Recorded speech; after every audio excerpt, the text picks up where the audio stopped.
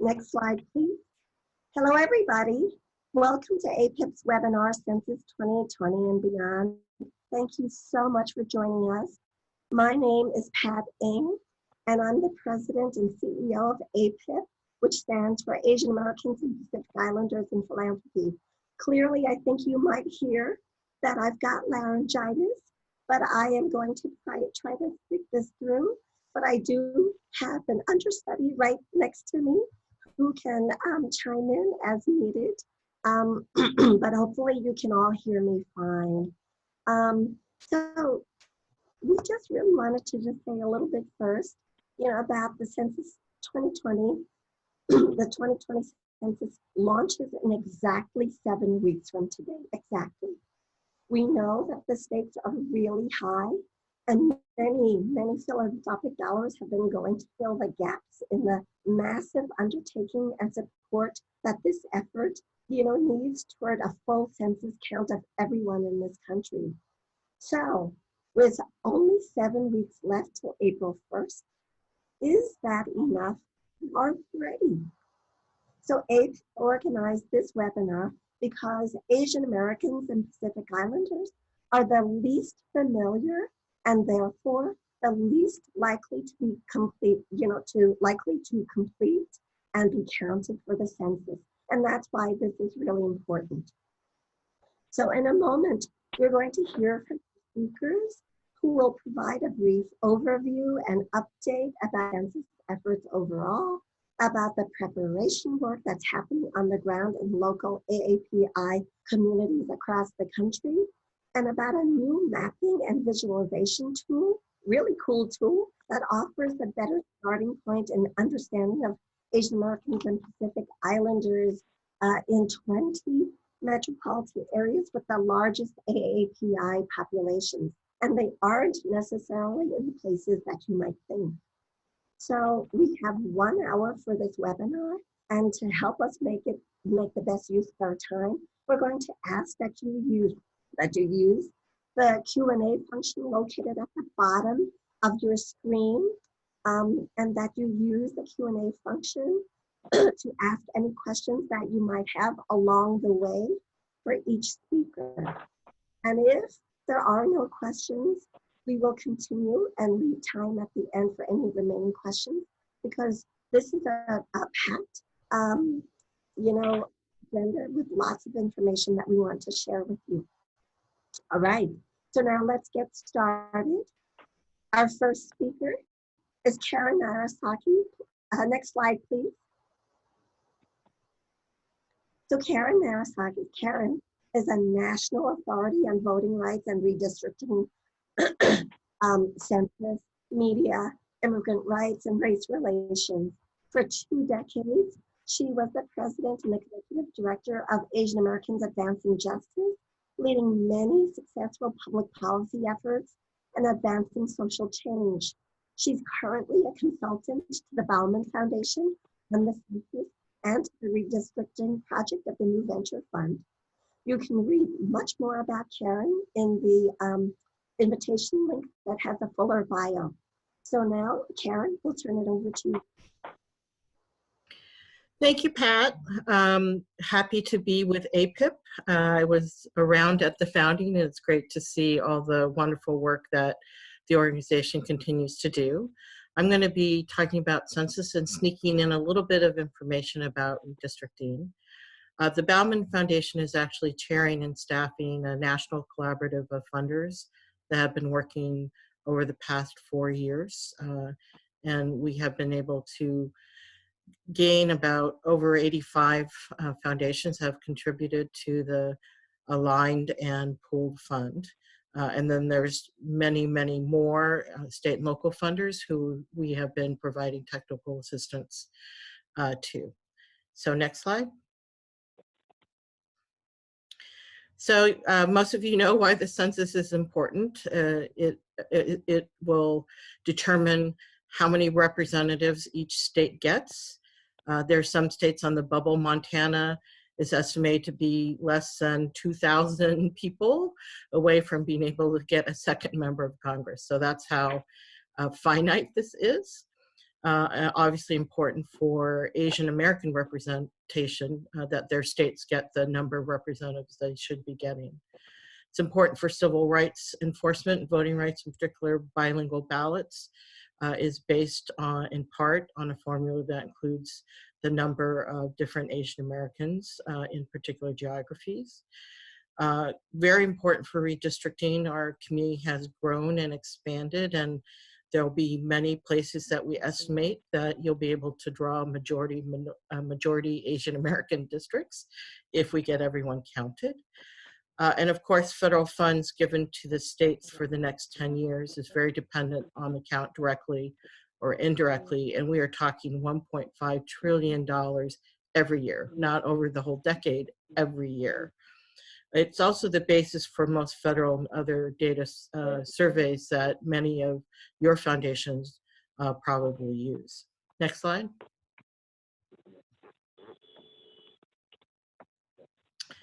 So there are many challenges with the census. Many of you know it's the first time that internet is the primary option. People will also be able to answer by phone and by paper, but they won't get a paper form until like the 4th or 5th mailing.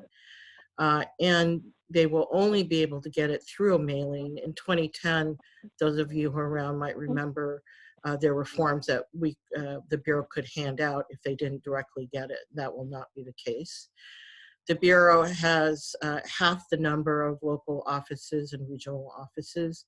It's behind in hiring. It's very behind in training. And for example, I recently had to intervene to introduce the partnership specialist for Asian Americans in Virginia to the Asian American organizations who were leading the census outreach there, who didn't even know there was a partnership specialist for Asian Americans. They're severely underfunded in the early years, and so they haven't done sufficient testing, and the distrust of government has skyrocketed. It's always been a challenge.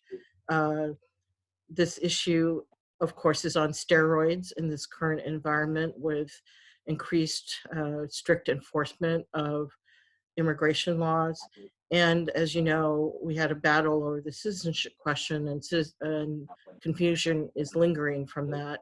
NALEO did some research into the Latino community recently, and they found that half the people thought the citizenship question was still on the form, which thankfully, after much litigation, it is not. And then for Asian Americans in particular, the Bureau is doing outreach and advertising in fewer languages than they did in 2010, only 5 Asian languages instead of 13, and that has other implications. Next slide. So why is it important? Minorities are historically undercounted, immigrants in particular, limited English proficiency, children under the age of 5. And while Asian Americans were estimated in 2010 not to have been significantly undercounted, as someone who's leading Asian Americans Advancing Justice at the time, I would be the first to take credit for that if that was in fact the truth, but it is not true. It's just a matter of how well the Asian American samples. And so we know that they're undercounted then, and they're at much higher risk now. 1 in 5 Asian Americans and 1 in 3 Native Hawaiian Pacific Islanders live in hard to count census tracts. 1 in 6 have never participated in a US Census. And so there is a high degree of lack of awareness of the census. And then you have to, of course, explain why it's important, and to the extent that some may be afraid to take it, why they need to overcome those fears. There's also geographic diversity. Asian Americans have spread across the country. They're no longer concentrated, although there's still high populations, of course, in California and New York, but the 3rd largest population of Asian Americans is now in Texas. And among the emerging populations are in the South and Southwest. Next slide.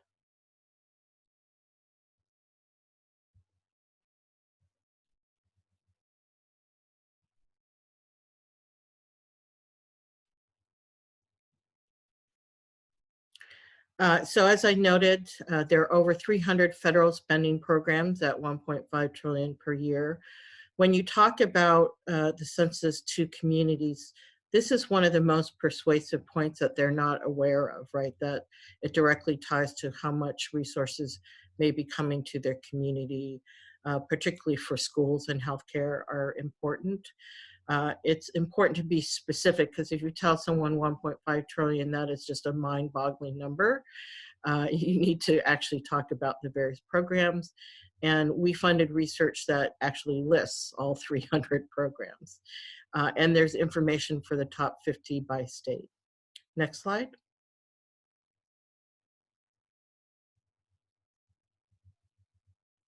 I'm just showing this. This is the Asian American race ethnicity question. Well, it's all of the race and ethnicity question. You could see for Asians, you actually get check boxes for the largest of the ethnic groups for both Asian and Pacific Islanders.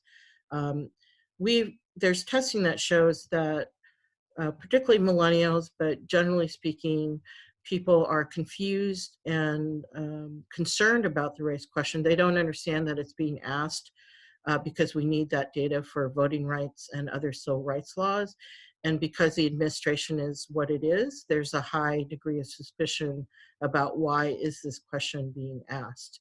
And so Asians need particular help in understanding why it's there and why it's important for them to answer. And then of course, as many of you are aware, there are some conservative communities in the Asian American nationally community who because of affirmative action, have been against doing sort of the racial questions and particularly the sub-ethnic questions because they feel it'll be used against them in affirmative action. And so there's actually been campaigns about not actually checking these boxes.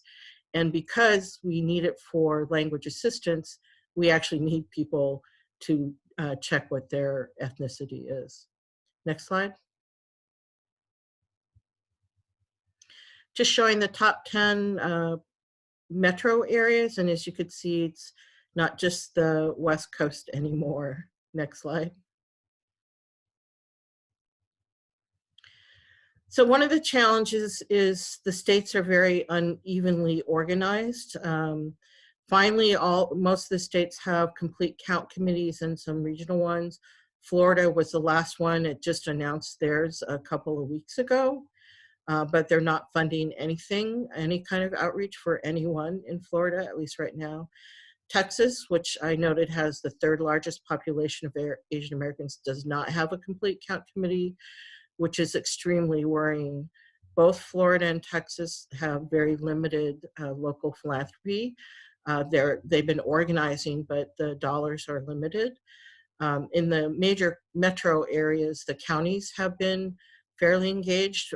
Houston in particular has done a very good job of organizing. We're very worried about Dallas, where there is a very significant Asian American population. Next slide. Just showing the range.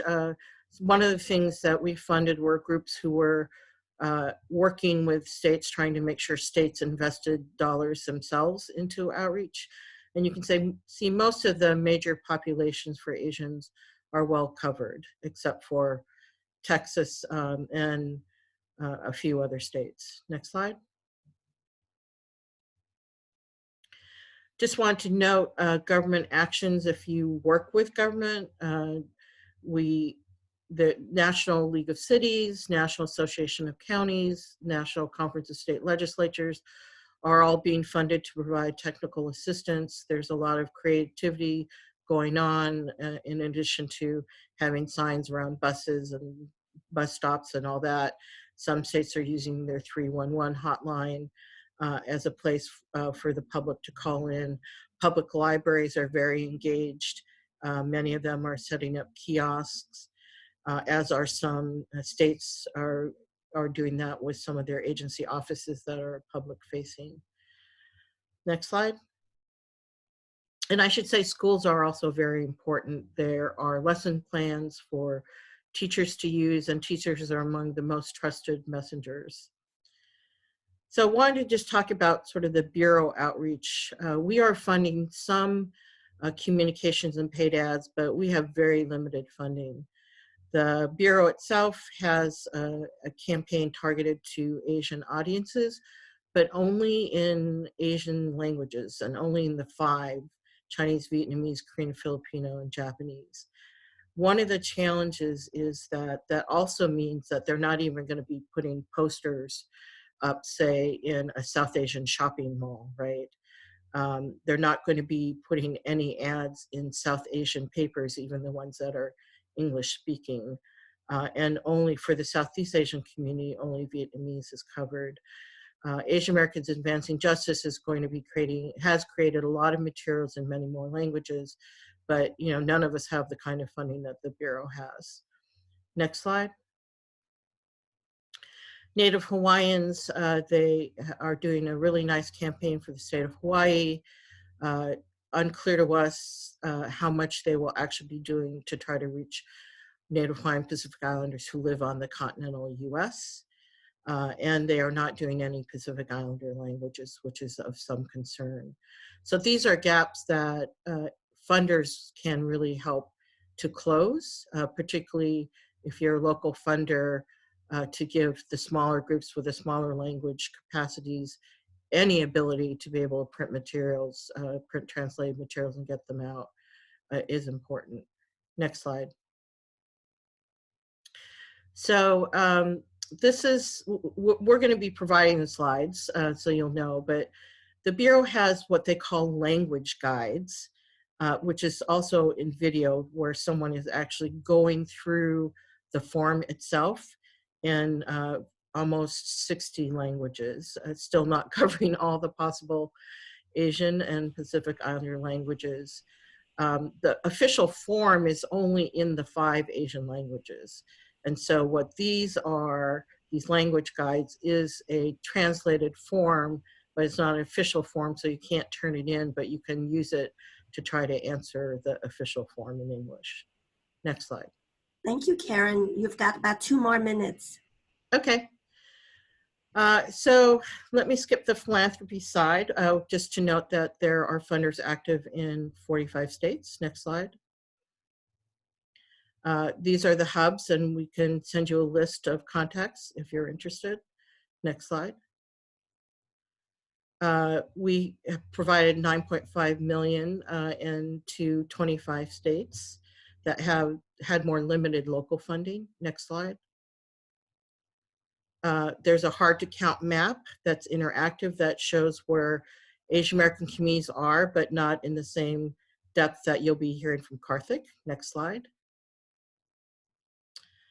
This slide has census resources. Asian Americans Advancing Justice is the most important one. If you're interested in Asian Americans, if you're interested generally, censuscount.org is where it's sort of one-stop shopping for every community. Next slide. So redistricting, every 10 years, drawing lines, it's a big deal. Next slide. And it's every level, including school board, city council. Our concern is Asian American communities of interest. So they often get divided and not kept together, which then means that they are very weakened when they're trying to press for things like libraries or other needs in their communities. Next slide. There are opportunities to invest now to allow communities to be able to map where are their communities now so that they can educate those who are doing the mapping if they're concerned about ensuring that there's power in the Asian American community. And there's going to need to be a lot of training and support for communities who want to be able to do this. Next slide. This is an example from ALDEF from 2010, and the dark lines show communities who mapped where they are, and the dotted lines are the state assemblies, and so you could see how they're divided up. Next slide. And we have a funder coalition that's called Fair Representation Through Redistricting. Bauman is one of the co-chairs, and we're also helping to staff that effort if you're interested. And I don't know if there's one more slide or not. That's it. There it is. Contact me. Thank you. Great. Thank you so much, Karen. That was actually a lot of information. And even though I think that we, may have heard some of this along the way, it certainly is so eye-opening still to really remember the depth, that I think, uh, it's so massive. I want to remind people that you can ask questions through the Q&A chat function. So please send in any questions for Karen.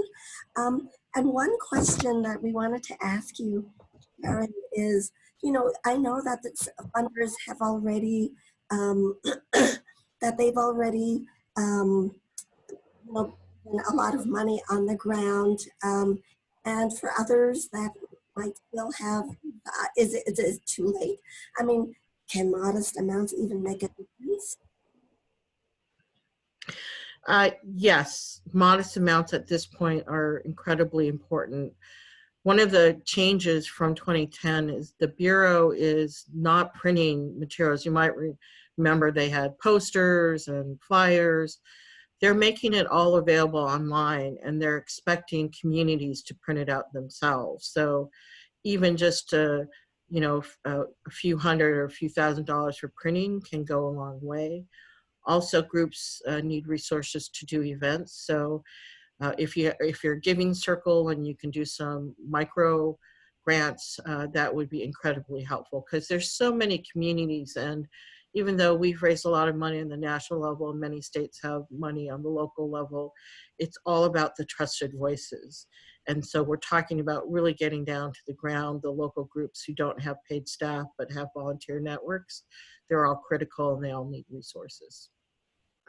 Thank you so much, Karen. That was really great. Now we're going to turn to Christine Chen, and you see her on your screen, I hope. She is the Executive Director of APIA Vote, which works with partners in 28 states, strengthening local grassroots programs and reaching and mobilizing Asian American and Pacific Islander communities to actively participate in civic life, including the right to vote. So you can also read more about Christine in the fuller bio that we provided. Christine, we're going to get right to you now. Great, thank you. If you could go to the next slide. API Vote, if you could go to the next slide as well. API Vote, we actually started in 2019, recognizing that a lot of our community partners across the country will be busy not only with the 2020 census, but also with the presidential elections and the primaries. So with that, we went ahead and looked at our partnerships. And if the next two slides will show you, we went ahead and planned a very aggressive training program where from June to December, if you go to the next two slides, it will show you the number of trainings that we did through the Norman Wyman Leadership Institute. The next slide will actually show you the depth and breadth of all the different community organizations that were starting to build out coalitions. And many of them did utilize these trainings to get them up-started and get the community focused on the 2020 census. The majority of those that went through the training said that they've never gone through a census. A lot of them are also millennials that are coming of age that 10 years ago, they were not paying attention or just too young to even participate. Even those that were communities that were already well developed use the training to solidify their planning process and get their initial volunteers and leaders trained. And others, like in Austin, Texas, they brought out 200 people and launched their AAPI Complete Count Committee during this particular trainings. In the next slide, I want to go ahead and talk a little bit about some of the successful models that we've been seeing. As we said, there are like 40 different communities that we worked with. A lot of them do have a lot of successful models. And if anything, I would say we actually have a larger infrastructure in 2020 than we did in 2010. But at the same time, we have a lot more challenges, whether it's resources, as well as how the census is actually being implemented. So for specifically, I want to point out the next three states as about specific things that actually provided them to be able to create a successful model. In Washington, they first worked with 70 other people of color led serving organizations, and they were able to successfully lobby and advocate the state legislature to allocate $15 million for their 2020 census. In the next slide, you'll also see that they also created an AAPI Complete Count Committee that is statewide, expands 15 counties, support 54 different languages, and they have over 22 partner organizations. So out of that state funding, ACRS in Seattle were able to go ahead and receive $500,000 to be able to re-grant to this collective. And from that, they're able to actually plan specific calendars and divide up the work, and also create the trusted messengers to actually do the work and to translate the materials that they need. The next slide will also show you in Austin, Texas, how once again, as Karen had noted, Texas did not provide any state funding at all for the census. So it boils down to what the local city and county is able to do. So in Austin and Travis County, 70 API organizations and businesses created their Complete Count Committee. In the next slide, you'll also see when we see these Complete Count Committees being created, many times those that are most effective are the ones that are able to, once again, create a calendar of events to thoroughly figure out what is their outreach strategy, and to also divide up the work among all their different networks, as you can see in the next slide. And then the third example really is in Georgia for the next slide, where they went ahead and also created an AAPI Complete Count Committee. Now, Georgia is a little bit different because they actually went ahead, had continued leadership led by Asian American Advancing Justice Atlanta and the Center for Pan-Asian Community Services, who led the census efforts in 2010. So they had continued to build the infrastructure for the last 10 years to continue to work with this same coalition. And in 2020, they were able to expand it. So early on in 2019, not only did they create the API Complete Count Committee, but they also created ethnic-specific Complete Count Committees. And through that, they were able to continue to expand their number of volunteers, to work together to develop their plans, and to apply as a collective whole for funding from the different foundations. If you go to the next slide, it also shows that here is an example of the website that they had created and how they're able to support the numerous different languages that the US Census is not able to provide, but they were able to go ahead and implement this due to their structure. In addition to the coordination among their ethnic-specific Complete Count Committee, they also then plug into the government-based Complete Count Committees, whether it's at the state level with the governor's office, to the county level, as well as the city level. Now, in the next slide, I want to go ahead and talk a little bit about some examples of where there are possible gaps. And Karen had mentioned some of this that we had noted earlier. That, for instance, in Dallas, once again, because Texas is not providing any funding, we're really relying on the local county and the local foundations to be able to provide resources and help the community plan and implement their outreach program. But in Dallas, they don't necessarily have a cohesive API coalition and leadership leading the census outreach.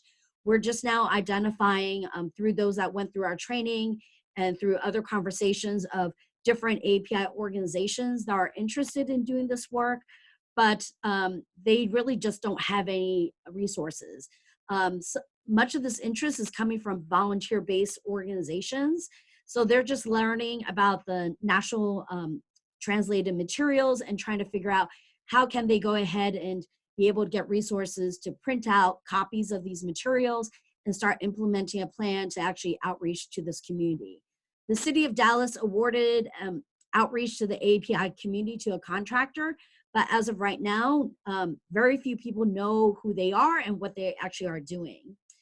Also in Virginia, there is smaller coalitions being built like in Richmond and Northern Virginia who are leading some census outreach. But once again, these coalitions were provided very little funding. And the funding that the state is providing they're really trying to dedicate that just in terms of creating public service announcements and really just utilizing social media. We're trying to convince the state to not replicate and create more materials, that a lot of this has already been created, that they could go ahead and utilize what's available, but to really utilize those resources and reallocate it to the community-based organizations to be able to do those work. And then overall in Virginia, what we notice is that the groups that did get funding, they are really focusing on limited English proficient communities, the hard to count communities within the AAPI community. But at the same time, there's just a lack of awareness in the broader AAPI population in Virginia about the upcoming census. So in the next slide, I will also want to go ahead and provide you some examples in terms of what we all can be doing to help these different cities scale up. Even for organizations or coalitions in these different states that are doing really well, they still can utilize extra funding, because unfortunately the resources that they were able to cobble up are still just not enough. What we're also combating is that even for those areas, once again, they are focusing on hard to count populations, but we also need to do a general awareness to the broader AAPI community. As noted earlier, that the US Census Bureau is only allocating their advertising agencies to provide in-language support and ad buys with ethnic press in only 5 specific communities. So those who are English speaking and the broader AAPI populations who are not necessarily seen as much as hard to count are not necessarily being reached. There's also a role of volunteer-based organizations. I think as now we're getting closer to the census, we're starting to hear like from employee resource groups or other volunteers who are interested in getting involved, but don't necessarily know what to do or how to do it. Also at the same time, I think there's a role for all the foundations and giving circles to even go within your own networks of community-based organizations that you work with and flag for them that there are volunteer opportunities, and for them to actually provide them with some ideas in terms of how they could get involved, even taking the translated materials that they have and going to their churches or their schools that they normally go to be able to distribute and start the conversation about the importance of the census. Also, in some of the states, we also noticed that some of the coalitions are really great at reaching out to specific parts of the AAPI population, but we could do more to actually expand and broaden the diversity of the AAPI community and the coalition that actually is doing the work in each of the particular states. I also want to once again reiterate that even as small amounts of funding, whether it's $1,000, $25,000 or $5,000, or even for those that have access to printers and copiers, I think one of the biggest holes is that there's just not enough resources for the community organizations and efforts to be able to print out enough translated materials to be able to distribute and to give out and to also hang up all around key areas where the AAPI population continues to galvanize around. If you go to the next slide, I just want to go ahead just really quickly because I know I'm limited on time. And these slides will be made available to you so that way you could go ahead and take a look at this further. There were 2 different research, census messaging research that was conducted. First, a year ago with Asian American Advancing Justice, AAJC, and more recently in September, the Anchor Collaborative on Racial Equity that was funded by the Kellogg Foundation. If you go to the next slide, it shows that over 1,600 people were participated in this particular survey. If you go to the next slide, you also see that there was great diversity in terms of the AAPI population. And the next slide will actually, I'll point out some of the findings that here you'll see that overall 30% were not too familiar or were not familiar at all with the US Census.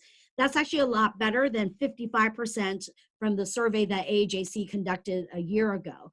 But as you can see, there's still a lot of work that needs to be done. Because if you add up with those that only knew about the census somewhat, we still have 67% of those that need more information about the US Census. The next one addresses the question about citizenship. If you could go to the next slide. We ask in terms of how well do you know that all individuals are to participate in the US Census. So here you'll see that NHPIs still large amounts do not understand that that everyone, regardless of citizenship status, is to participate in the US Census. So once again, these studies actually are showing that we are making movement, because a year ago, AAJC, they noted that 47% thought that all individuals should participate, and this time it's 60% based on the September survey. And the next slides, if we want to just go by really quickly, if you could go to the next one. You know, we also see that a large number of them understand the benefit to their community. The next slide also talks about who do you trust the most. So what we found between this study and the AJC census messaging study is that family and community leaders are most important, especially family members. So that's why it's even more important for us to recruit as many volunteers to start talking about the census, because individuals within your own networks are most likely going to go to you to ask for more information about this. The next slide, you'll also will see, here are some of the top messaging. And if you could go to, I think, 2 more slides. One more. Oh, actually one more, sorry. This one I want to go ahead and reiterate. This is actually from Asian American Advancing Justice Census Messaging survey, and it actually complements what was discussed in September, and the findings is that, once again, the positive messages that actually ranked very highly was that when you actually have a message focusing on family and family with children, that is how you're going to be most effective in terms of relaying a positive message about the US Census. Thank you, Christine. We're going to have to wrap up soon. Okay, great. The rest of the slides we will leave for you and send it over to you. It actually provides you with some links in terms of other websites, including the Count Us In 2020 website for translated materials and public service announcements that you could uplift and utilize. Thank you. Great, thank you so much. That is such a wealth of information, and I'm so sorry that we're actually not able to, do more. But again, we're going to provide the slides for folks, and so we're going to just push forward to get to the last but not least, right? So last but not least, we want to dive into the brand new mapping tool, which is co-sponsored by both APIP and AAPI Data.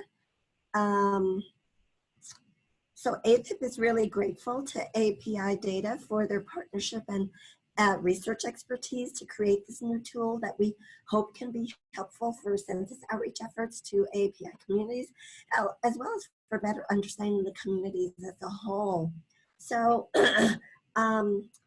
I don't know what happened to our slides, but I'm so glad that we have both Karthick and Sunny here. So Karthick Ramakrishnan is a professor of public policy and political science at the University of California, Riverside, and a founding director of its Center for Social Innovation. He also directs the National Asian American Survey and is the founder of AAPIData.com, which publishes demographic data and policy research on Asian Americans and Pacific Islanders. He's going to start us off and co-present with his colleague Sunny, who is a PhD student in political science at the University of California, Riverside, working as a researcher with AAPI Data.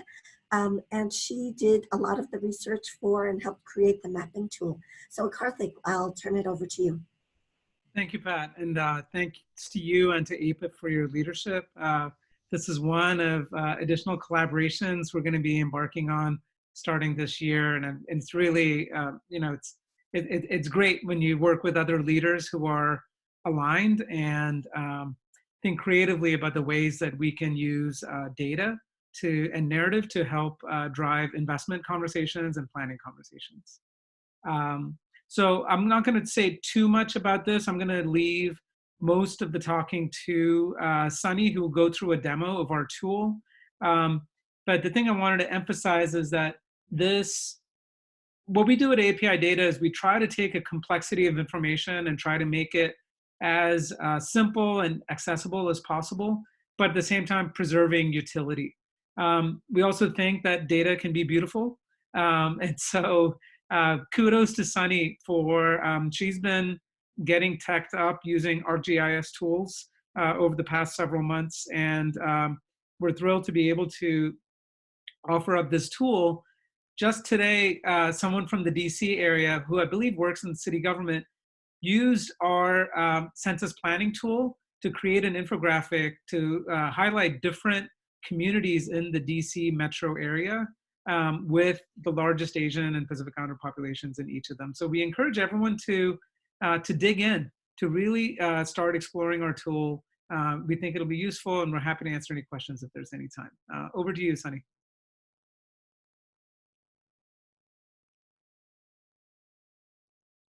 Sunny, I think you're muted. Okay, I'm gonna start with the homepage. So if you guys go to censusmaps.apidata.com, this is a landing page for all the planning tools.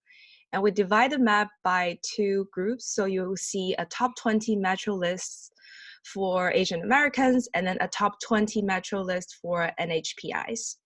And at the bottom, we also have the county level map.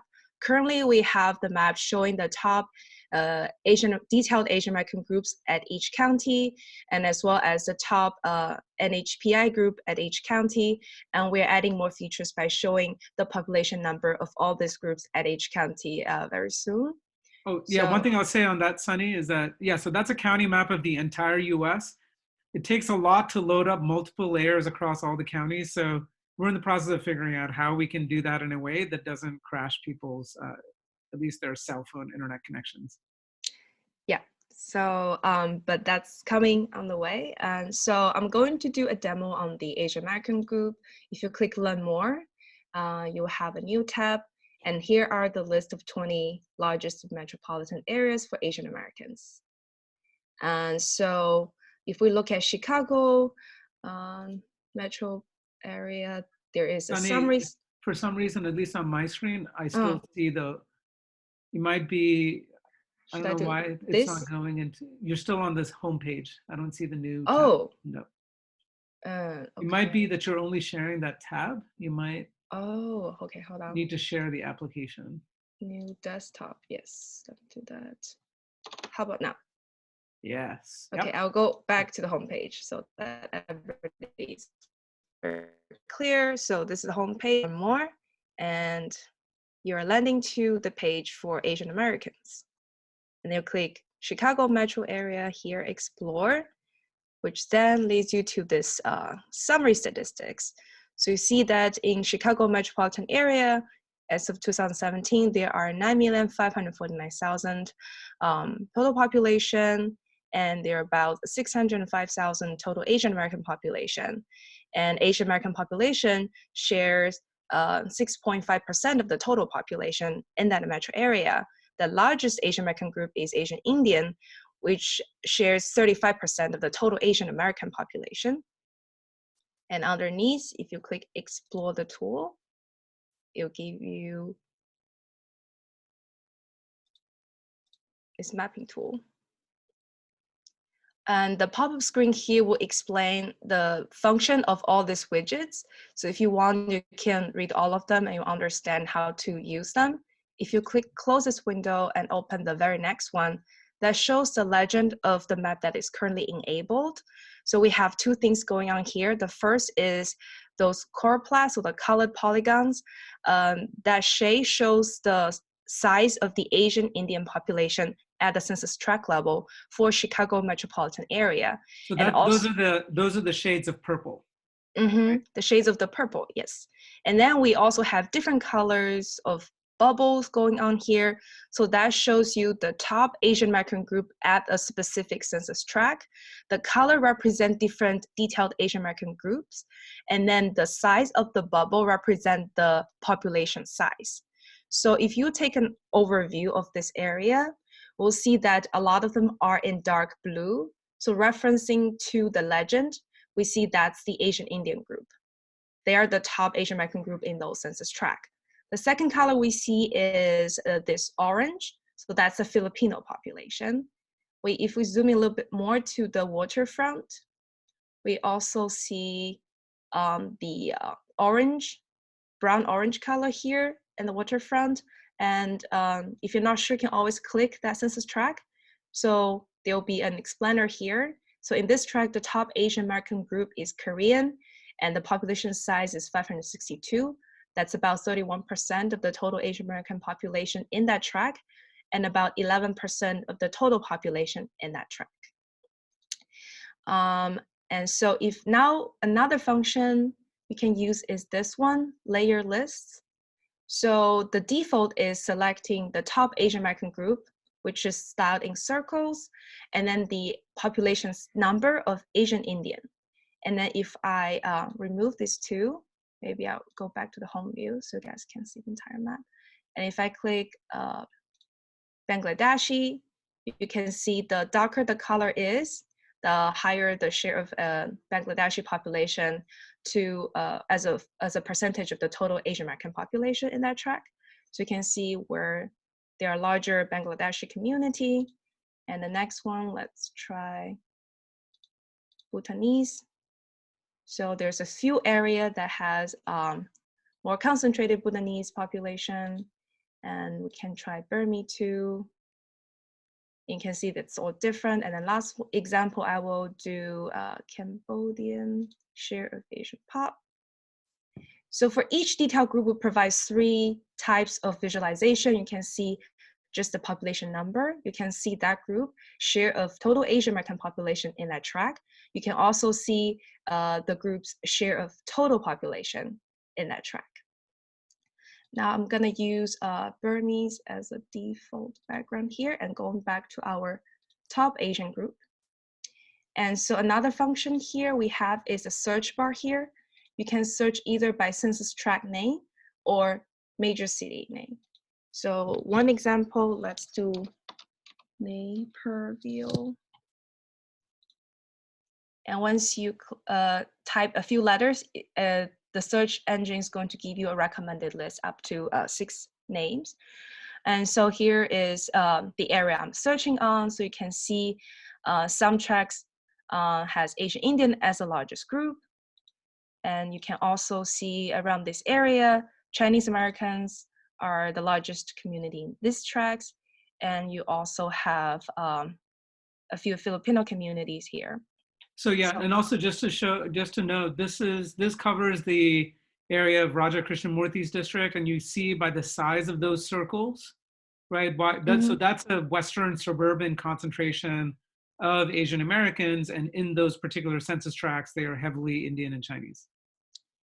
Yeah, so the size, they are standardized. So the larger the bubble is, the larger the population size is.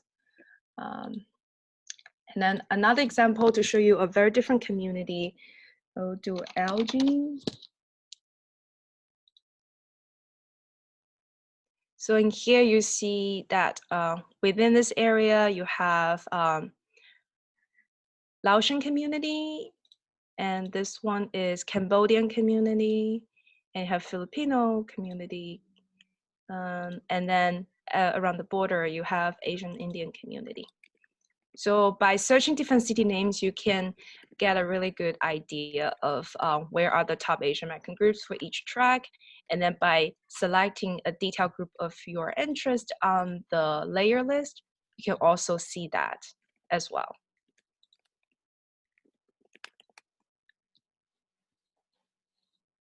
Okay, so I think that, and then another tool is you can always reference back to the legend whenever you're selecting different lists, just to know what the color means in terms of value and what is being pictured here.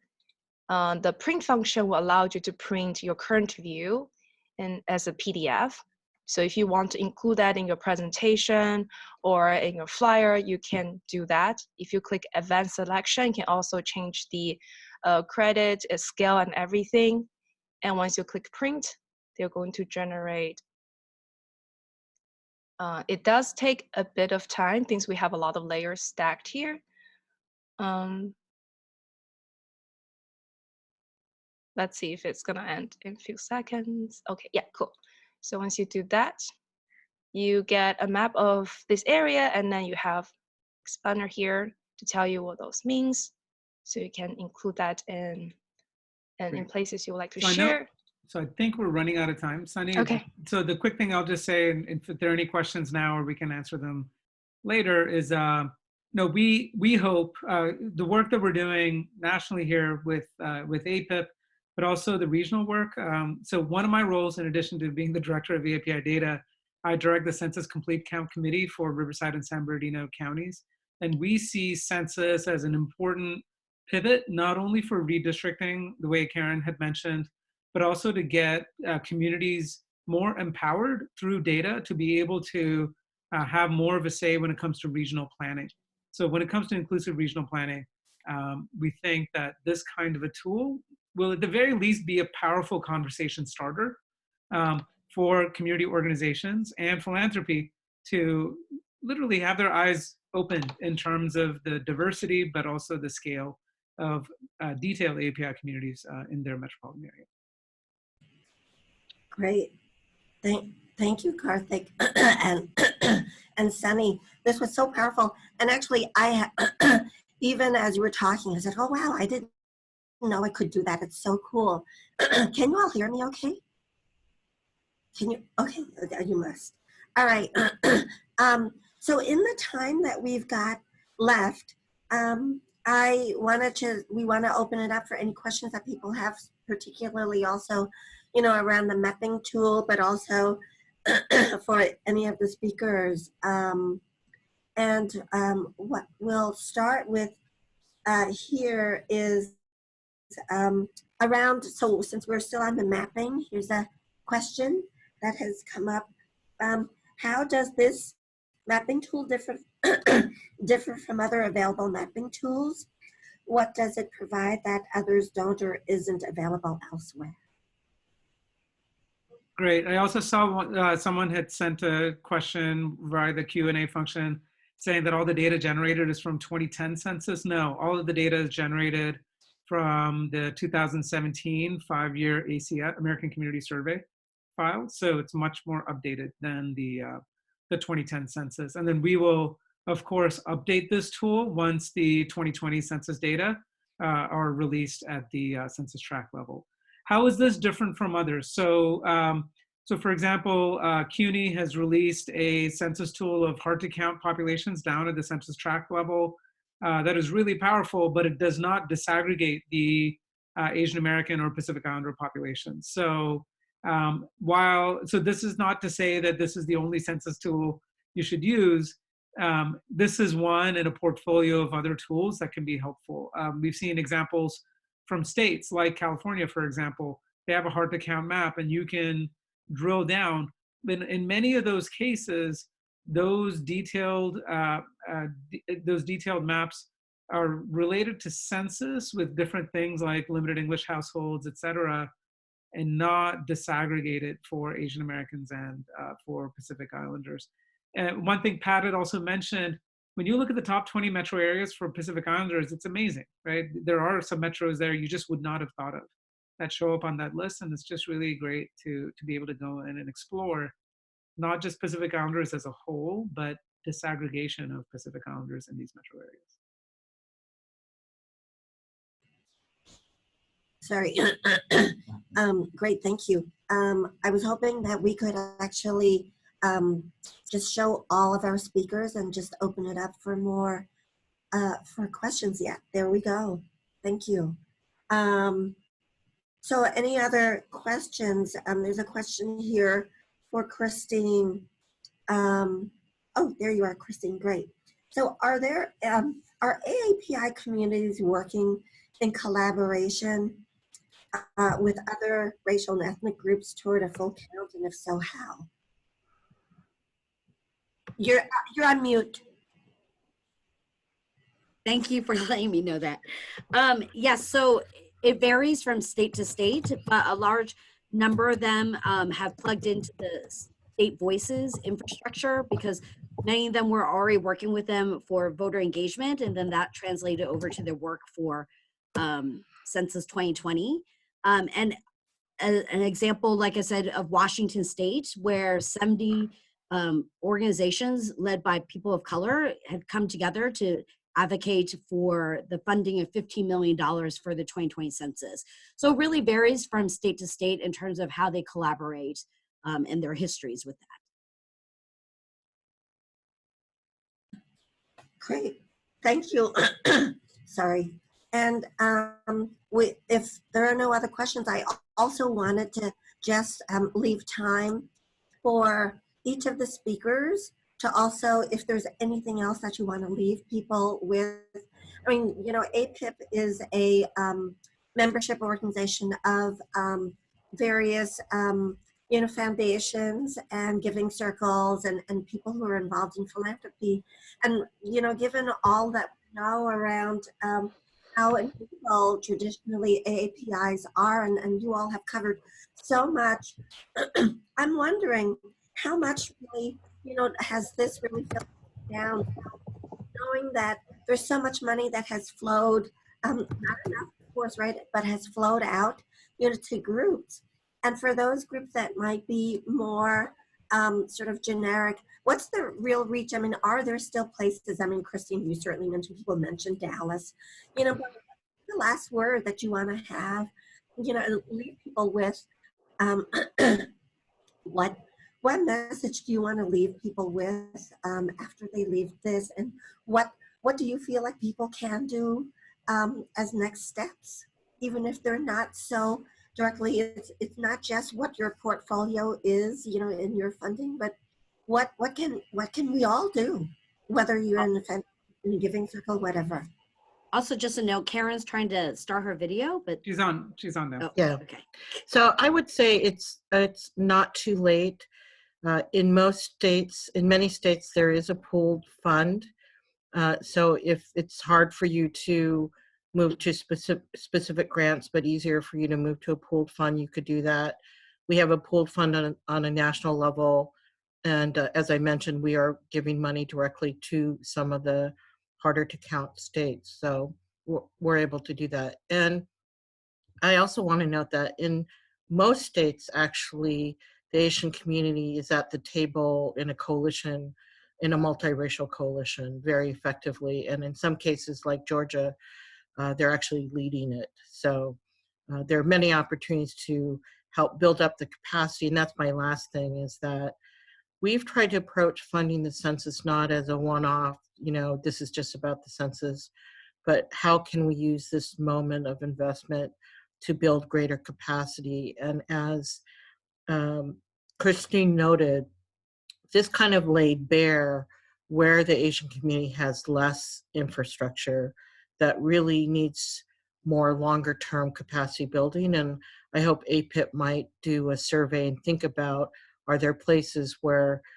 they could maybe help organize funders to think about investing in longer term capacity for the community.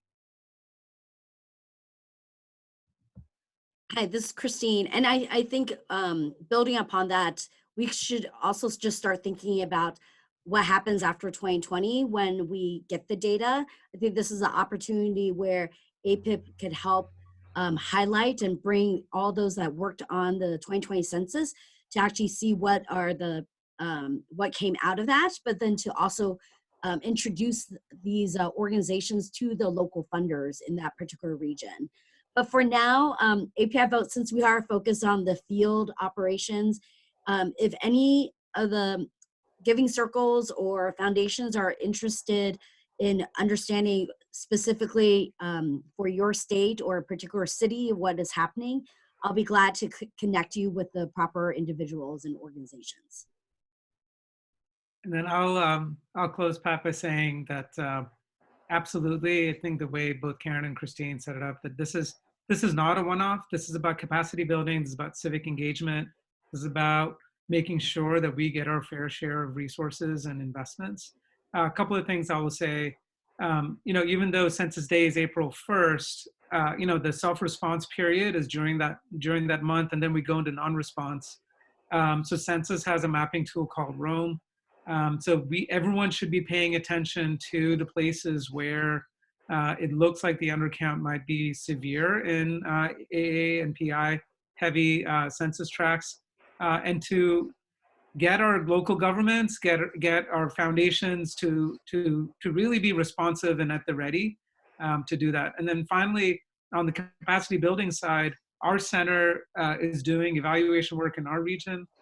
Maybe, Karen, would love to hear with the Bauman Foundation if there's some kind of coordinated way of trying to measure what the capacity increase was. But at API Data, we'd be happy to partner with anyone and maybe with APIP and others to do a survey on capacity to see the before and after, and what'll be enduring and what are the kind of things that might dip down again post-census. Yeah, I think that's a good point, Karthik. We on the national level, as well as funders on many of the state level, will be doing evaluation. And so it's good to check in on that. And there will be weekly calls for funders about what's going on. As Karthik notes, the Bureau will be giving us real-time data of where people are responding. And so if you're interested and you haven't joined the Funder Census Initiative at the Funders Committee for Civic Participation, think about joining it, because that's where you'll get the email information about how to get engaged on that. Great, that's helpful. So just to clarify, they don't have to actually they just have to sign up for FCCP, is that right? Yeah, there's a Funder Census Initiative. You don't even have to become a member of FCCP, so you don't have to pay any money to get the information. And it's on their website. Great. All right. And with that, I will just really want to thank all of you for participating. We want to thank our wonderful speakers, and also to our APIP staff, Marnell Marzian, who, wonderfully did all the slides, and Brandon Hattie, who's, here with me. And of course, all of you for joining us. Our speakers were really wonderful. We hope it was useful. And here we go. Okay, bye-bye, everybody. I think somebody's typing. Thank you, Pat. Thank you, everyone. Bye-bye. So do you need us to stay on? It said for us to stay on with your chapter co-chairs.